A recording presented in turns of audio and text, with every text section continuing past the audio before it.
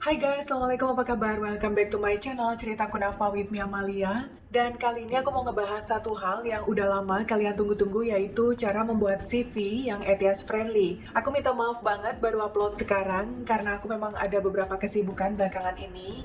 Pastiin kalian nonton video ini sampai terakhir, jangan di skip-skip karena aku bakal kasih tahu kalian tips-tipsnya cara membuat CV yang mudah dengan metode ETIAS ini.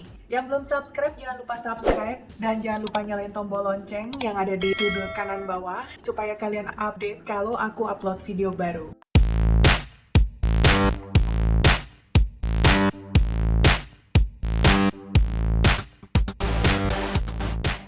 Sebelum kita masuk ke pembahasan mengenai ETIAS, ada baiknya kalian tahu dulu perbedaan antara CV dan resume. CV lebih mempresentasikan tentang riwayat pendidikan seseorang dan prestasi atau pencapaian apa yang telah dia dapatkan. Dan ini biasanya dipergunakan untuk keperluan akademis, seperti misalnya untuk keperluan research atau penelitian. Sedangkan resume mengenai keahlian-keahlian seseorang, riwayat pendidikan, dan pengalaman bekerja yang sudah atau belum kalian dapatkan. Jadi resume ini lebih tepat untuk melamar pekerjaan. Sekarang kalian sudah paham kan guys perbedaan antara CV dan resume? Sebenarnya banyak yang salah kaprah antara penggunaan CV dan resume, tapi it's okay, nggak apa-apa. Aku sendiri akan menggunakan istilah CV di sini, karena mungkin kalian lebih paham dengan istilah CV dibanding resume, walaupun pengertiannya berbeda ya guys. Dan di beberapa negara, seperti negara Inggris, memang lebih familiar dengan menggunakan istilah CV. Jadi kali ini aku juga akan menggunakan istilah CV. Sekarang aku akan masuk ke definisi apakah ETIAS itu. ETIAS adalah Applicant Tracking System, yaitu suatu database software yang bekerja dengan cara mengumpulkan, menyortir, dan memberikan peringkat kepada para pelamar kerja untuk lolos ke tahap selanjutnya, yaitu interview atau menjadi shortlisted candidate atau kandidat-kandidat yang terpilih. Dan siapa saja sih yang menggunakan si software ETIAS ini? Yaitu HR dari perusahaan itu sendiri dan juga agensi pencari kerja yang ditunjuk oleh perusahaan tersebut untuk membantu mereka dalam merekrut pegawai mereka.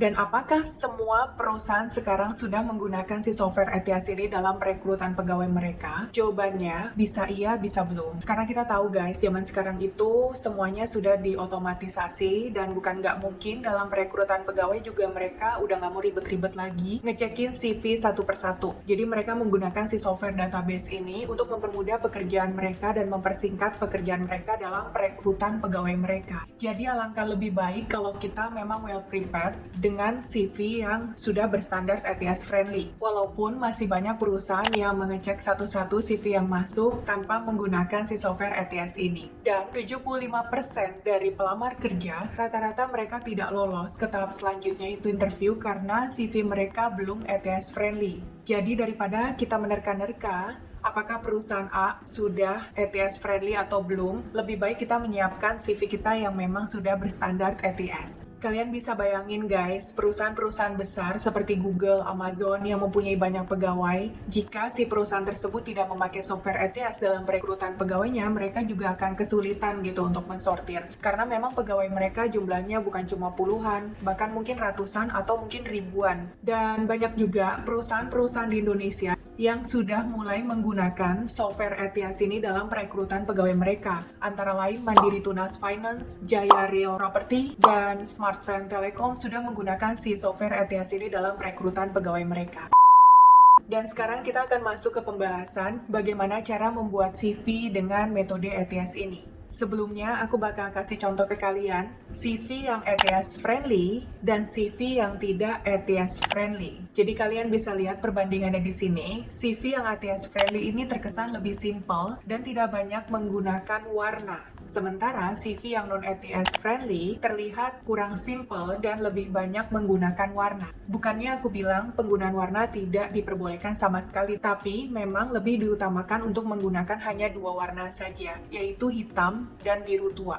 Jadi alangkah lebih baik juga kalau kalian membuat CV kalian itu sesimpel mungkin. Berapa halaman sih untuk CV yang berstandar ETIAS friendly ini? Jawabannya tergantung guys. Kalau kalian punya banyak pengalaman dari perusahaan sebelumnya, kalian bisa membuat ini menjadi 2-3 halaman atau even 4 halaman jika kalian sudah bekerja selama 10 atau 15 tahun lebih. Tapi jika kalian memang fresh graduate dan belum punya pengalaman, alangkah lebih baik kalau CV kalian hanya 1 atau 2 halaman. nyaman. Dan untuk penggunaan kata, harus berapa kata, itu tidak ada batas maksimum, memang distandarkan antara 500 sampai 700 kata, tapi ini tidak menjadi patokan guys. Kalian tidak perlu pusing-pusing untuk menghitung kata yang ada pada CV kalian. Dan ada yang bertanya sama aku, apakah penggunaan tabel, grafik, kolom, dan spesial karakter, apakah diperbolehkan dalam membuat CV yang ETS friendly? Jawabannya, kalau bisa jangan, karena beberapa software ETS yang lama itu tidak bisa mendeteksi adanya kolom, grafik, tabel, dan si spesial karakter ini. Memang beberapa software ETS yang terbaru sudah bisa mendeteksi, tapi kan kita tidak bisa menerka-nerka apakah perusahaan tersebut sudah memakai software ETS yang terbaru guys. Jadi langkah lebih baik memang kalian menghindari penggunaan kolom, tabel, grafik, dan spesial karakter.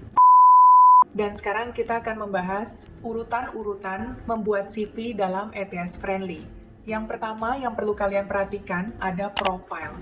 Profile ini adalah bagian terpenting dari CV dengan standar ETS ini, karena bagian ini yang paling pertama didetek oleh si software ETS ini. Di profile ini ada apa aja sih guys? Kalian tulis nama lengkap kalian di sini dengan penggunaan huruf kapital. Kemudian ada job title. Job title di sini adalah jabatan yang kalian miliki di perusahaan sebelumnya atau jabatan kalian pada saat ini. Dan kemudian kalian bisa jelasin juga di situ kontak pribadi kalian. Nah, untuk kontak pribadi, saya sarankan untuk tidak menggunakan alamat lengkap kalian, apalagi alamat sosial media. Kecuali memang kalian pengen melamar sebagai sosial media marketing yang harus melampirkan alamat sosial media, kalian bisa lampirkan di situ. Kontak pribadi ini juga termasuk nomor telepon, alamat email, dan alamat profile LinkedIn kalian. Untuk nomor telepon, pastiin kalian menggunakan nomor handphone atau nomor telepon yang memang kalian bisa jangkau sehari-hari.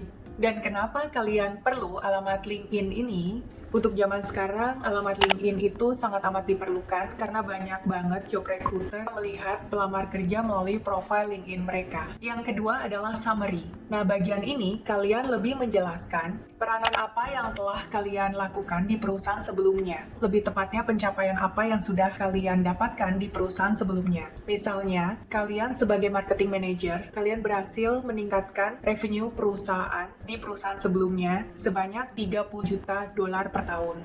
Kalian bisa melampirkan di summary ini, karena ini akan membuat CV kalian lebih stand out dibanding kalian menjelaskan tentang profil perusahaan itu sendiri. Maksudnya gini guys, banyak banget di summary ini yang lebih mendeskripsikan lebih detail mengenai perusahaannya. Itu nggak perlu guys, karena CV itu pada dasarnya yang ingin kita jual itu adalah diri kita untuk diterima bekerja di perusahaan. Bukan kita mendeskripsikan tentang perusahaan sebelumnya. Jadi alangkah lebih baik memang kalian lebih menjelaskan tentang diri kalian dan peranan apa yang sudah kalian lakukan di perusahaan sebelumnya yang berhasil membuat perusahaan itu menjadi lebih maju. Dengan gitu, kalian tuh akan terlihat lebih hebat dibanding kandidat-kandidat yang lain. Pastiin juga kalian menggunakan keyword yang match dengan pekerjaan yang kalian lamar. Gimana sih cara nyari keyword yang cocok dengan pekerjaan yang kita lamar? Caranya gampang. Misalnya kalian bekerja di bidang oilfield engineer. Kalian bisa masuk ke website gratis. Nanti aku akan kasih linknya di bawah. Nama website itu adalah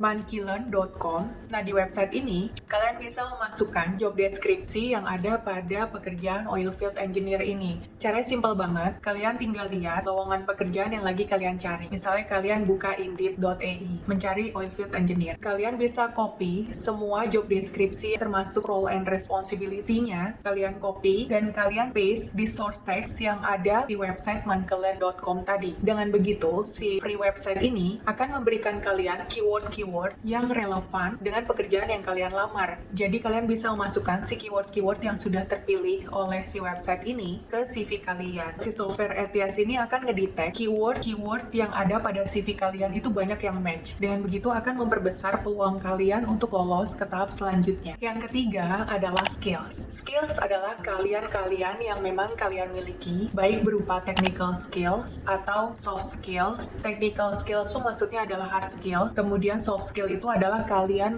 yang memang kalian punya, bukan dari belajar. Contohnya adalah kemampuan komunikasi, kemampuan bernegosiasi, itu termasuk ke dalam soft skill kalian. Kalian bisa sebutin di situ. Contohnya misalnya kalian mau ngelamar sebagai business analyst, kalian bisa melampirkan kalian seperti Microsoft Excel, Python, CRM, dan lain sebagainya. Kalian bisa lampirkan di skills kalian. Yang berikutnya atau yang keempat adalah work experience. Work experience adalah pengalaman yang sudah kalian dapatkan di perusahaan sebelumnya. Nah, kalian bisa sebutin berapa lama kalian bekerja di perusahaan sebelumnya, nama perusahaannya apa, dan lokasinya di mana. Tipsnya, dalam menyebutkan berapa lamanya kalian bekerja, kalian bisa menyebutkan dari awal kalian bekerja sampai akhir kalian bekerja. Jadi misalnya, kalian bekerja dari 27 Januari 2017 sampai 29 Februari 2022. Kalian tidak boleh memberikan singkatan pada bulan atau tahun atau memberikan kode angka aja. Jadi pastiin semuanya ditulis di CV tersebut. Jadi jangan tahunnya aja guys, supaya si ATS ini mudah mendetek dan tidak ada singkatan-singkatan yang sulit dimengerti oleh si software ATS ini. Kemudian untuk penulisan job title juga sama, pakai huruf kapital. Dan untuk penulisan lokasi, pastiin kalian tulis hanya lokasi besarnya aja. Misal kalian bekerja di Jakarta, maka kalian tulis Jakarta, Indonesia atau Abu Dhabi, UAE. Seperti itu aja guys. Jadi kalian tidak perlu menjelaskan secara detail alamat perusahaan sebelumnya. Yang kelima adalah education. Nah, education di sini adalah pendidikan yang berhasil kalian dapatkan. Pastiin kalian hanya menampilkan pendidikan yang benar-benar terakhir. Jadi tidak perlu melampirkan dari SMA, SMP, SD, or even TK. Apabila kuliah di 2 fakultas atau di 2 universitas, kalian bisa tampilkan di situ. Dan jangan lupa tampilin juga tahun kelulusannya. Dan yang keenam adalah certification. Certification di sini adalah sertifikasi yang kalian punya. Tapi tampilin yang formal aja guys. Yang informal seperti kursus ambil musik atau apa itu nggak perlu dilampirkan, kecuali memang kalian pengen jadi pekerja seni, baru kalian harus melampirkan itu. Untuk sertifikasi contohnya seperti ini. Jika kalian bekerja sebagai IT dan kalian ingin melamar sebagai IT, kalian bisa melampirkan sertifikasi kalian. Seperti misalnya kalian punya sertifikasi CompTIA Server Plus, kalian bisa tampilin di situ. Pastiin kalian hanya menampilkan sertifikasi yang memang relevan dengan pekerjaan yang akan kalian lamar. Yang ketujuh atau yang terakhir adalah job reference. Nah, job reference di sini bersifat opsional. Kalau memang kalian punya teman yang lebih dahulu diterima di perusahaan yang ingin kalian lamar. Jika memang kalian punya teman yang sudah bekerja sebagai referensi kalian, kalian bisa memberikan nama lengkap referensi kalian atau nama lengkap job reference kalian, nomor teleponnya, dan alamat email mereka. Nah, untuk foto, apakah perlu dilampirkan dalam pembuatan CV dengan standar TTS ini? Jawabannya tergantung apakah perusahaan tersebut memang membutuhkan kita melampirkan foto. Ada beberapa negara, seperti Amerika, tidak membutuhkan para pelamar kerjanya untuk melampirkan foto. Walaupun memang masih ada beberapa perusahaan yang meminta para kandidatnya untuk melampirkan foto. Untuk di WI sendiri, foto adalah bersifat opsional. Jika memang kalian ingin melampirkan foto di CV kalian, kalian bisa meletakkan di paling atas CV kalian, yaitu di sebelah kiri profile atau di sebelah kanan profile kalian. Tapi memang si software ATS ini ada beberapa yang dia tidak bisa mendetek format JPEG dan JPG. Jadi ya memang foto ini bersifat opsional. Jadi sampai di sini udah jelas kan guys cara membuat CV dengan metode ETS ini. Kalian cuma perlu melampirkan beberapa step yang tadi aku bilang dan pastiin formatnya cuma PDF dan Word. Jadi hanya 2 format itu yang diizinkan dalam CV ETS friendly.